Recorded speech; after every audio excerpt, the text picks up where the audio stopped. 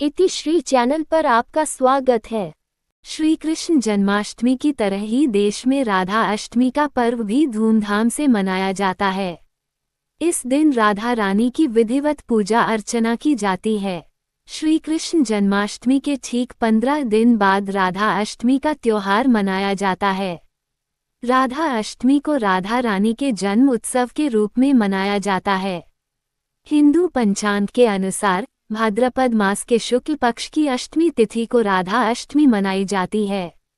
अंग्रेजी कैलेंडर के अनुसार राधा अष्टमी आमतौर पर अगस्त या सितंबर में मनाई जाती है। जिस तरह से भगवान श्री कृष्ण का जन्म उत्सव देश में धूमधाम से मनाया जाता है, उसी तरह मथुरा, वृंदावन व बरसाना आदि के मंदिरों में राधा अष्टमी भी धूमधाम से मनाई जाती है। मान्यता है कि राधा अष्टमी का व्रत करने से अखंड सौभाग्य व संतान की प्राप्ति होती है। इस साल राधा अष्टमी कब है? अष्टमी तिथि 10 सितंबर 2024 को रात 11:11 पर प्रारंभ होगी और 11 सितंबर 2024 को रात 11:46 पर समाप्त होगी। दृक पंचांग के अनुसार राधा अष्टमी का पर्व 11 सितंबर 2024 बुधवार को मनाया जाएगा। राधा अष्टमी पूजन मुहूर्त। राधा अष्टमी के दिन भक्त व्रत रखते व राधा रानी की पूजा अर्चना करते हैं। राधा रानी की पूजा मध्याह्न काल के दौरान की जाती है। ये दोपहर का समय होता है।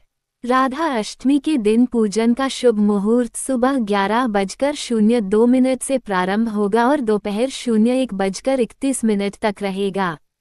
राधा अष्टमी व्रत कैसे करें? राधा अष्टमी के दिन पर सुबह सवेरे उठकर स्नानादि करके निवृत्त हो जाएं। इस दिन राधा जी और भगवान कृष्ण की पूजा करें। भक्त को राधा अष्टमी पर पूरे दिन व्रत करना चाहिए और सिर्फ एक समय फलाहार करना चाहिए। इसके पश्चात राधा कृष्ण जी की प्रतिमा को पंचामृत दूध, दही, शहद, घी और गंगा जल से स्नान कराएं और फिर मूर्ति का श्रृंगार करें। श्रृंगार करने के बाद राधा रानी और कृष्ण जी को भोग लगाएं तथा उन्हें धूप, दीप, फूल आदि अर्पित करें। राधा अष्टमी पर पूजन के लिए 5 रंग के चूर्ण से मंडप का निर्माण करें और इस मंडप के भीतर षोडश दल के आकार का कमल यंत्र बनाएं। अब इस कमल के बीचों बीच सुंदर आसन पर श्री राधा कृष्ण की युगल मूर्ति को पश्चिम की तरफ मुख करके स्थापित करें। अब दोनों हाथ जोड़कर प्रार्थना करें और श्रद्धाभाव से श्री राधा कृष्ण की पूजा तथा आरती करें। राधा अष्टमी का व्रत इस तरह खोला जा सकता है। सुबह सवेरे उठकर स्नान करें और भगवान सूर्य को अर्घ्य दें। व्रत का संकल्प लें। पूजा घर को साफ करके गंगाजल का छिड़काव करें। पीले रंग का वस्त्र बिछाकर उस पर राधा रानी की प्रतिमा या फोटो रखें। राधा रानी और भगवान कृष्ण की पूजा करें। राधा रानी को घर का बना भोग लगाएं। राधा रानी के भजन गाएं। दूसरे दिन सौभाग्यवती महिलाएं श्रृंगार की सामग्री और मूर्ति का दान करें।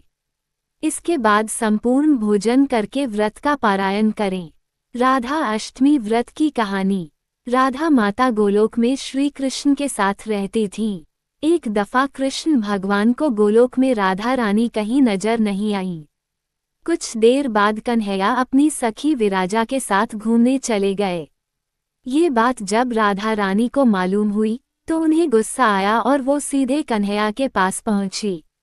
वहां पहुंचकर उन्होंने श्री कृष्ण को काफी भला बुरा कहा। राधा रानी का ये रवैया भगवान श्री कृष्ण के प्यारे मित्र श्रीदामा को बिल्कुल अच्छा नहीं लगा। श्रीदामा ने उसी वक्त बिना कुछ सोचे समझे राधा रानी को पृथ्वी पर जन्म लेने का श्राप दे दिया।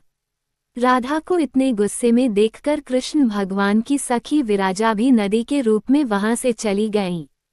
राधा ने श्रीदामा से श्राप पाने के बाद उन्हें राक्षस कुल में पैदा होने का श्राप दिया। राधा जी द्वारा दिए गए श्राप की वजह से ही श्रीदामा का जन्म शंखचूड़ दानव के रूप में हुआ। आगे चलकर वही दानव भगवान विष्णु का परम भक्त बना। दूसरी तरफ राधा रानी ने पृथ्वी पर वृषभानु के घर पुत्री के रूप में जन्म लिया। राधा रानी का जन्म वृषभानु जी के घर तो हुआ, लेकिन उनकी पत्नी देवी कीर्ति के गर्भ से नहीं। दरअसल जिस समय राधा मैया और श्रीदामा ने एक दूसरे को श्राप दिया था, तभी भगवान श्री कृष्ण ने कहा था कि राधा आपको वृषभानुजी और देवी कीर्ति की पुत्री बनकर पृथ्वी पर रहना होगा। मनुष्य के अवतार में आपका एक वैश्य से विवाह होगा, वो मेरे अंशावतारों में से ही एक होगा। इस तरह आप पृथ्वी पर भी मेरी ही बनकर रहेंगी, परंतु हम दोनों को बिछड़ने का दुख सहना होगा। इसके बाद कृष्ण भगवान ने राधा जी को मनुष्य योनि के रूप में जन्म लेने की तैयारी करने के लिए कहा। संसार के सामने वृषभानुजी की पत्नी गर्भवती हुई। जिस तरह एक बच्चा दुनिया में आता है, ठीक वैसे ही देवी कीर्ति का भी प्रसव हुआ, लेकिन असल में राधा माता का जन्म देवी कीर्ति के गर्भ से नहीं हुआ था। भगवान की माया से उनके गर्भ में वायु भर गई थी। देवी कीर्ति ने उसी वायु को जन्म दिया। इस दौरान उन्हें प्रसव पीड़ा हो रही थी और वहां राधा माता के रूप में एक प्यारी सी कन्या ने जन्म लिया। भाद्र मास के शुक्ल पक्ष की अष्टमी के दिन राधा मैया का धरती पर जन्म हुआ था। तभी से हर साल इस दिन को राधा अष्टमी के रूप में मनाया जाता है। राधा रानी को इन 5 भोग से करे प्रसन्न। राधाष्टमी के दिन राधा रानी और भगवान श्री कृष्ण की पूजा में कई प्रकार के विशेष भोग लगाए जाते हैं। यहाँ 5 ऐसे भोग और प्रसाद के बारे में बताया गया है जो उन्हें भगवान बांके बिहारी के बाद सबसे प्रिय हैं। दही अरबी की सब्जी, ये ब्रज का पारंपरिक नमकीन व्यंजन है जिसका भोग राधाष्टमी के दिन राधा जी को लगाया जाता है। कहते हैं ये पकवान न केवल स्वादिष्ट होता है बल्कि आध्यात्मिक महत्व भी रखता है। पंचामृत भगवान श्री कृष्ण का प्रिय भोग होने कारण राधा जी का भी प्रिय है, जो दूध, दही, घी, शहद और गंगाजल को मिलाकर बनाया है। ये भगवान कृष्ण और राधा रानी दोनों को अर्पित किया जाता है। पान का बीड़ा, राधाष्टमी के मौके पर राधा रानी को पान के बीड़े जरूर चढ़ाए जाते हैं। कहते हैं कि पान के बीड़े भगवान श्री कृष्ण को बहुत पसंद होने के कारण ये राधा जी का भी प्रिय भोग है। मालपुआ, राधा अष्टमी के दिन राधा रानी को मालपुए का भोग अवश्य लगाना चाहिए, क्योंकि उनको मालपुए काफी पसंद हैं। कहा जाता है कि राधा रानी के बनाए मालपुए भगवान श्री कृष्ण को भी बहुत पसंद थे। रबड़ी, राधा जी को रबड़ी का भोग बेहद पसंद है। मान्यता है कि इस भोग को प्यार और श्रद्धा के साथ चढ़ाने से राधा जी सहित भगवान श्री कृष्ण भी शीघ्र प्रसन्न होते हैं। राधे राधे। धन्यवाद दोस्तों, कृपया चैनल को सब्सक्राइब, लाइक और शेयर करें।